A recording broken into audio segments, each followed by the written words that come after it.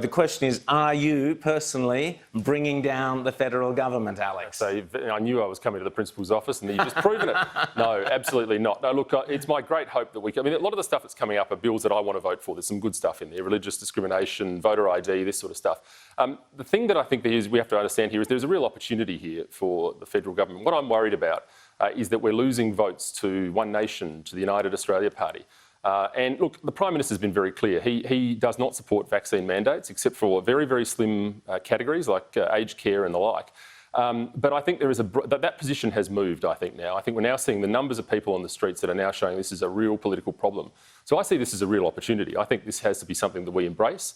Politics across the board, the political class, and I'm talking all the way down through to local governments, state premiers have not understood this. And I think we're going to, as we draw closer to the election, this is something that the federal government has to cauterise. Oh yes, no. We definitely don't stand for mandatory vaccinations, but there's kind of nothing we can do about it, and if business wants to do it. That's not leadership to me, and that's the problem. Don't people going into an election want leadership on an issue like this, not kind of have it both ways? Oh, look, of course they do, and they are getting it. I mean, I have to say, I was very encouraged by Prime Minister's comments last week, and I think a lot of people were. I mean, I got a lot of feedback which said people were glad to hear that, and it's a real source of hope. But I think what we now need to do is take some steps. And look, there is absolutely no doubt that this is the states leading the way. I mean, these are all decisions being made under public health directions under those emergency management acts. I mean, the most egregious of them we're seeing people railing against now in Melbourne. But they occur across the country. And the problem is this, though. We started off with this pandemic with slogans, right? You love slogans as much as I do. I love them. I can't get enough. But we were 2 weeks to flatten the curve. But the best one in hindsight is we're all in this together, because if you actually read the fine print, it must have said, unless you don't comply. And then and people are feeling it. You know, they're getting locked out of jobs. We're talking about, in all seriousness, people losing jobs. You know, I've had stories of single mothers with kids that are being thrown out of their houses or about to be because they're being turfed out for the simple issue of choosing their own healthcare. This culture of fear has to stop. This culture of demonising those who make their own decisions about their own healthcare has to stop, and it's got to stop soon.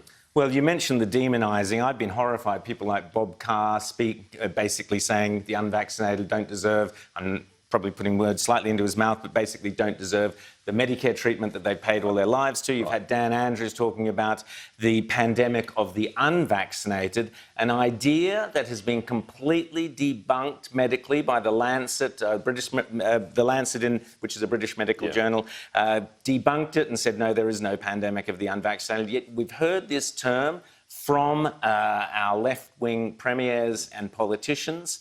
Why is no one speaking out against that?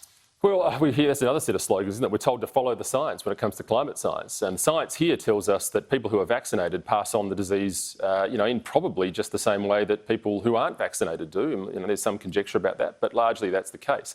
So we're seeing, I think, you know, this culture of language being weaponised. And I've said this so many times before, the left do it so well. We saw instances this week, as you say, of Anastasia Palaszczuk talking about giving people, the Commonwealth government giving people COVID for Christmas, a disgraceful statement.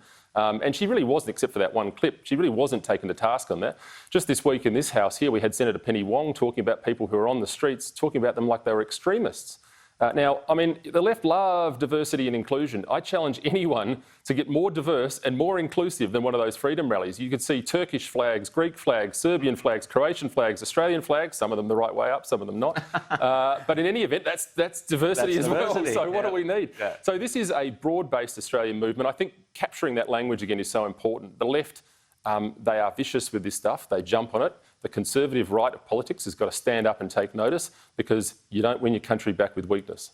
So I want to ask you quickly about Omicron and whatever the new variant is in a second. But firstly, do you think that the next Parliament we may be looking at kind of this conservative hub, if you like, yourself, Gerard Rennick, others in the government, others outside the government, minority groups, providing some kind of conservative ballast there in the Senate, or even holding the balance of power? I think the Senate is where it's going to get interesting. What I'm concerned about is that drift, and the drift into the United Australia Party, One Nation style. I don't want to hemorrhage votes to the minor parties, because it does make life difficult. You'd only have to go back and talk to Matthias Cormann about the days when he used to go from one of the 11 crossbenchers door to the next, and by the time he got to the last one, he'd have to turn around and start again because everyone had changed their mind. We don't want to be in that situation. It's not good. What's good for the country is having strong conservative voices inside the major parties. It's increasingly difficult with the Labor Party. The Labor Party, which used to be the party of the worker, unless you decide you don't want a vaccination and then you're on your ear, don't worry about that. Look, I don't know. I really don't want to see that bleed, and I'm worried about it. And I think this is a way, that we can reinforce the government's position, which is that we are not pro-vaccine mandate and we are pro-freedom. We're here for small business and we're here for individual freedoms. And finally, were you surprised the Omicron, the new brand? Hey, look, open the pack. There's a new variety out there. New one out there. Look, I'm terribly surprised by this. And look, without making light of a global pandemic, I think we have to look back to this and look back with it some cynicism. We're being told this is a variant of concern by the very credible and very authoritative World Health Organization, the same global body that brought you such COVID misinformation as you don't need a mask, you do need a mask, it didn't start in China, it did start in China.